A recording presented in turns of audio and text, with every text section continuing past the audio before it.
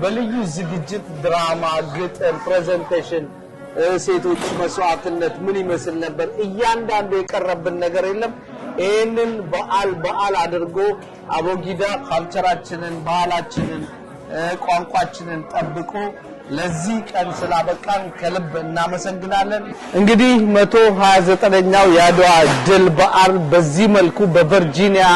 ከተማ በአቦጊዳ የቋንቋና የባህል ትምህርት ቤት በዚህ በደመቀ ሁኔታ በነገ ታሪክ ተረካቢ በሆኑ ትውልዶች ወጣቶች ህፃናቶች አዛውንቶች በተገኙበት በልዩ ሁኔታና በደማቅ ሁኔታ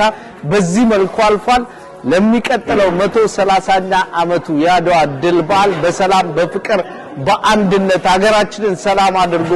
እንድንገናኝ እየተመኘን ፕሮግራማችን በዚህ ተጠናቋል እናመሰግናለን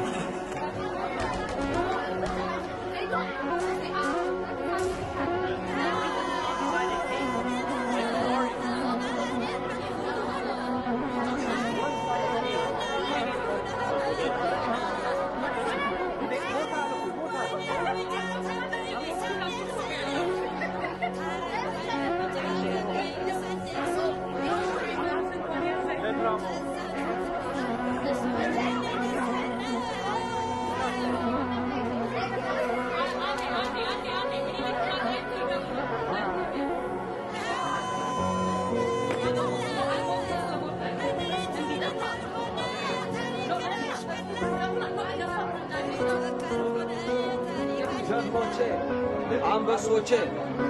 አስቀድሜም ተናግሬ ነበር ፈጣሪንና እናንተን ይዤ ድል እንደማደርግ ታሪክ ሰርታችኋል ይህንን ትውልድ ይዘክረዋል ነፃ ሀገር ተረክባችሁ ነፃ ሀገር ስላስረከባችሁ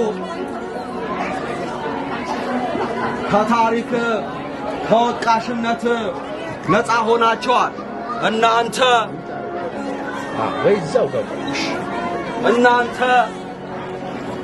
ኢትዮጵያኖች ነፃ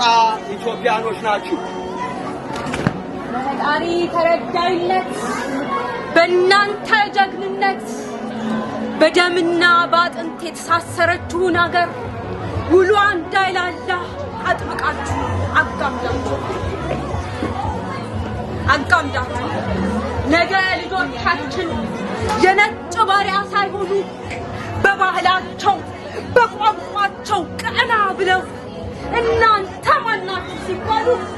የአፍሪካ ኩራት በማንም ያልተገዛች ያልተወረደች